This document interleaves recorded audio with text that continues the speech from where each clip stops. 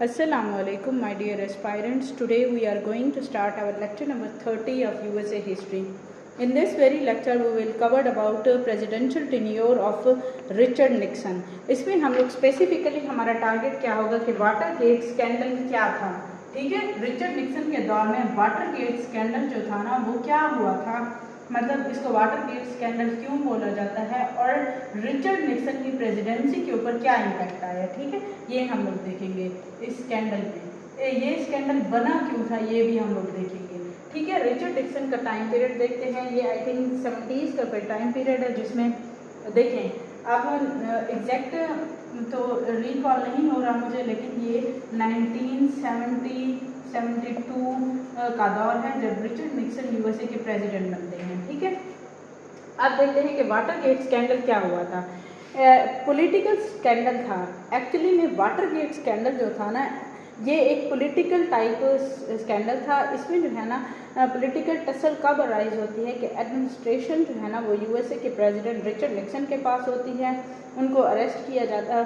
अच्छा, white house या जो भी प्रेसिडेंट की बिल्डिंग थी ना वहाँ से 5 बर्गलर्स को अरेस्ट किया जाता है, ठीक है। और ये डेमोक्रेटिक नेशनल कमेटी के हेडक्वार्टर में से 5 बंदों को क्या किया जाता है, अरेस्ट किया जाता है। ये वाटर गेट ऑफिस डिपार्टमेंट में से पकड़े जाते हैं।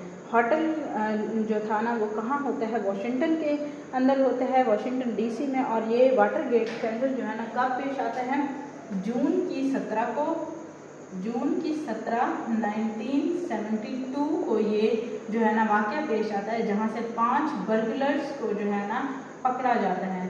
ये बर्गलर्स जो है ना मतलब किस बिल्डिंग से मिलते हैं, डेमोक्रेटिक नेशनल कमेटी के हेडक्वार्टर यानी वॉशिंगटन डीसी में जो होता है ना उस डिपार्टमेंट के एक होटल से मिलते हैं, ठीक है।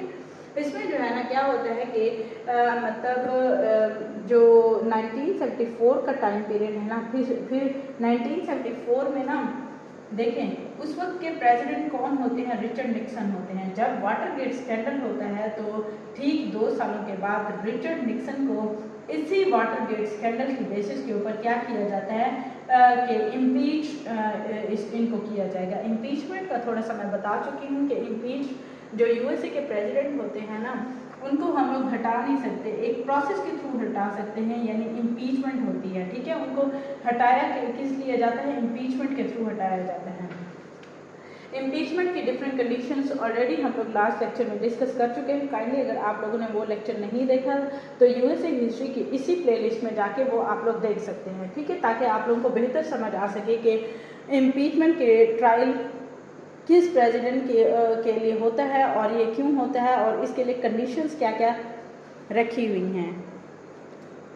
इसमें हम लोग देखते हैं कि निक्सन जो है ना निक्सन को फिर ना 1974 में क्या किया जाता है, उनको कहा जाता है कि इम्पीच्ड कर दिया जाएगा। Richard Nixon just before his impeachment वो क्या कर देते हैं, 1974 में वो रिज़ाइन कर देते हैं, ठीक है। याद रखिएगा कि यूएसए के वो कौन से प्रेसिडेंट हैं जो इम्पीचमेंट से पहले रिज़ाइन कर देते हैं, इसके बारे में भी क्वेश्चन आता है। वो कौन से हैं, रिचर्ड निक्सन हैं जिन्होंने जस्ट बिफोर हिज इम्पीचमेंट उन्होंने रिज़ाइन कर दिया था। निक्सन के ऊपर क्या, निक्सन जो है ना उनको क्यों इम्पीचमेंट या वाटर गेट स्कैंडल के लिए वो किया जाता है, कन्विक्ट किया जाता है, वो इसके बेसिस के ऊपर के विटनेस टेस्टिफाई करते हैं कि निक्सन जो है ना उन्होंने सेंक्शन प्लान लगाया था, ठीक है। उन्हीं के दौर में एडमिनिस्ट्रेटिव इन्वॉल्वमेंट थी इसी बर्गलरी के एक्ट में। इसमें जो है ना हम लोग देखते हैं कि किस तरह से टेपिंग सिस्टम उस ओवर रूम का एक्टिवेट किया गया। निक्सन के एडमिनिस्ट्रेशन में हम लोग देखते हैं कि किस तरह से इन्वेस्टिगेशन लॉन्च की गई। इसमें कॉन्स्टिट्यूशनल क्राइसिस भी आए, इसमें टेलीविज़न सेनेट बनाई गई, वाटर गेट हेयरिंग होती है और इसमें नेशन वाइड अटेंशन और पब्लिक इंटरेस्ट को देखा जाता है कि ये क्यों होता है। इसी वाटर गेट स्कैंडल में सुप्रीम कोर्ट को भी कंपेल किया जाता है कि निक्सन की जो एफर्ट्स थी ना इस इन्वेस्टिगेशन को करने के लिए, मतलब वो कहता है कि इन्वेस्टिगेशन ना की जाए। 5 बर्गलर्स को अगर उसमें से पकड़ा गया ओवल हाउस में से तो उसकी इन्वेस्टिगेशन में इटसेल्फ यूएसए के जो प्रेसिडेंट है ना वो इन्वेस्टिगेशन को हिंडर करने के लिए कोशिशें करते हैं, ठीक है। इसमें जो है ना सुप्रीम कोर्ट फिर उनको कंपेल करती है, जुडिशरी कमेटी जो है ना फिर अप्रूव करती है कि यूएसए का कॉन्स्टिट्यूशन में आर्टिकल नंबर 3 जो है ना वो अप्रूव करता है कि जुडिशरी का जो कमेटी है ना वो निक्सन के अगेंस्ट इम्पीचमेंट का ट्रायल चलाएगी, ठीक है। इसमें जो है ना हम लोग देखते हैं कि यूएसए के प्रेसिडेंट रिचर्ड निक्सन जो है ना वो ओवल ऑफिस को कब छोड़ते हैं, यानी वो कब रिज़ाइन कर देते हैं। अगस्त की 1974 को रिचर्ड निक्सन हिमसेल्फ जो है ना वो रिज़ाइन कर देते हैं फ्रॉम यूएसए प्रेसिडेंसी। वाटरगेट का स्कैंडल क्या हुआ था, इसमें 69 इंडिक्टमेंट को क्या किया गया, कन्विक्ट किया गया, 48 कन्विक्शंस लिखी गई। इसमें हम लोग देखते हैं कि हाई रैंक ऑफिसर्स को भी इसमें कन्विक्ट ठहराया गया, यानी वो मुजरिम हैं। इटसेल्फ यूएसए के प्रेसिडेंट को भी इसमें क्या किया जाता है कि उसने ना हिंड्रेंस दी कि इनके खिलाफ इन्वेस्टिगेशंस ना की जाएं।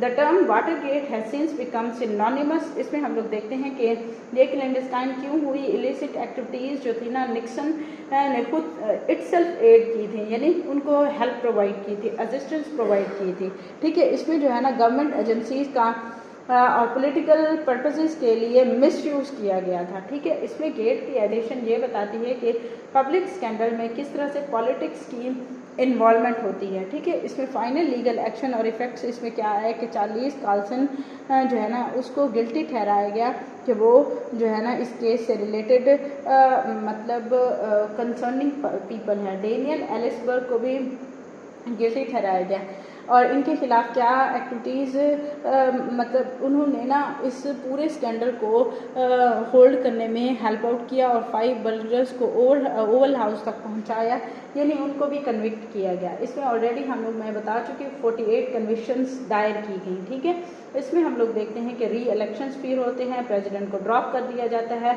और इसके अलावा रिमेनिंग जो 5 मेंबर वाटरगेट स्कैंडल के थे उनके खिलाफ भी ट्रायल चलाया जाता है अक्टूबर की 1974 तक।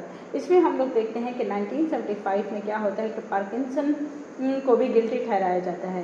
1976 में यूएसए कोर्ट अपील करती है कि किस तरह से न्यू ट्रायल्स जो है ना वो चलाए जाएंगे। इसमें जितने भी लोगों के खिलाफ चार्जेस हैं ना फिर उनके केसेस को किस तरह से और उनके चार्जेस को किस तरह से ड्रॉप डाउन किया गया, ठीक है। आई होप लेक्चर नंबर 30 जो रिचर्ड निक्सन के हवाले से था और वाटरगेट स्कैंडल के हवाले से था वो मैंने सिंपल ऑल पॉसिबल लैंग्वेज में एक्सप्लेन कर दिया है।